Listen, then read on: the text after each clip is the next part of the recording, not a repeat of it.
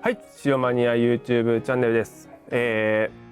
SNS ではね、ちょっといろいろ発信してたんですけど、大阪のみそのユニバースというライブハウスではないので、昔のダンスホールなんだけど、ダンスホールを改装して、ライブもできるところがあったんですけど、そこがビルの問題もあって閉館しちゃったんですけど、そこのですね、IR がですね、アルチバブ8に入りました。日本2軒目、グリーンバードスタジオに続いて日本2軒目ですね。でこれはね、建物的にもすごい歴史もあるし、床がね、踊るところはちょっと大理石っぽくなってて一段上がってて、で下はもう木になってて、ですごい天井も装飾が多くて、だから反射の種類的にもすごいいいなって思って、さらにすごい広さもあって、僕ら実は3月ぐらいかな、撮ってたんですよ。で3月に撮って7月にも出るというこの異例の速さ、ちょっとびっくりしたんですけど、なぜグリーンバードは4年かかったんだみたいなちょっとありますが、無事入りました。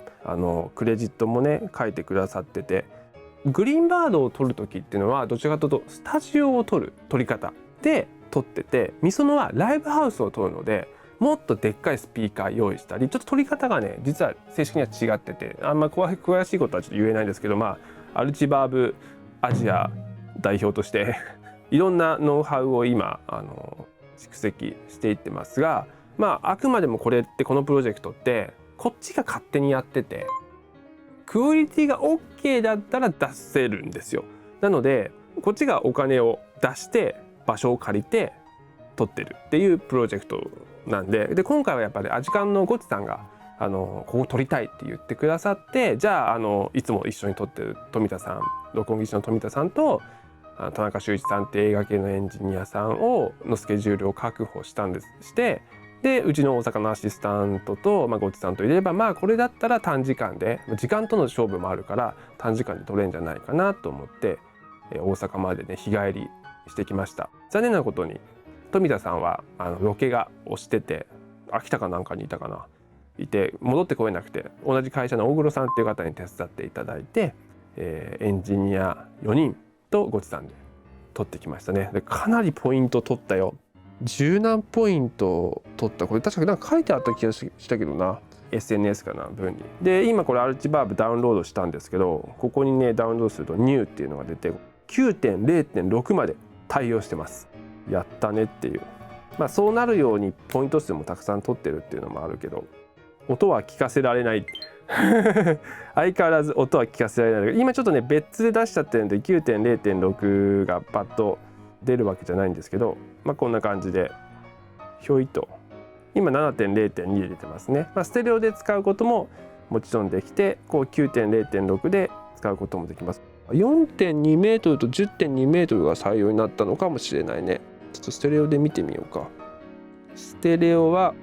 結構採用されてる。 6.2 メートル、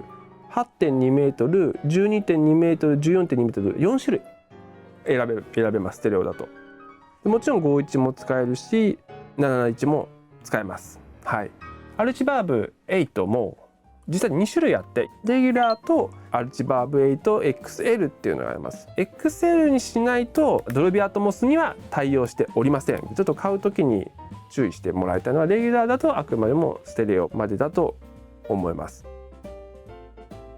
僕らこれはゴチさんと文化財っていうか無形文化財なので形はないから、響きにリバーブにね形はないんですけど、こういうやっぱり耳には記憶としては匂いとかと一緒に残ってるようなもんだと思ってて、でちょっと残念なことになくなるものを取ってるから、将来に響きだけでも引き継ごうっていう思いで撮ってるんですけど、全然なくならない場所でも全然撮りたいっていう方がいればオファーくだされば撮りに行きます。それが公式の IR になるかどうかっていうのはまた別の問題なんですけど、自分たちでシェアできるアルチバーブ8のプリセットになるんだったら全然僕ら協力しますので、